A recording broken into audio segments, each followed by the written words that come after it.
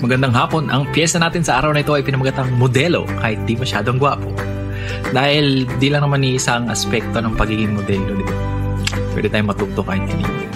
Anyway, sana magustuhan nyo. Ang pagtuturo ay hindi para sa lahat. Malaking bahagi ang ginagampanan ng guro sa pag-intindi ng estudyante at pagkatuto.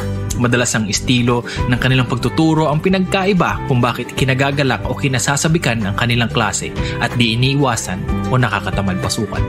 Minsan na ako nabihiyaan sa guro na kahit mahirap at komplikado ang leksyon, napapanatili pa rin ang aking atensyon. At kahit di man para sa lahat ang pagtuturo, kaya pa rin naman nating magturo.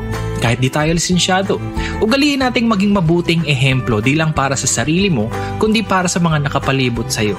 Kahit di man natin sila pangaralan, sa ating kilos at katangian, meron silang matututunan. Tipong kahit lamang sa pagsusubaybay ng ating buhay at pamumuhay ay kapupulutan na ng aral para sa kani-kanilang paglalakbay.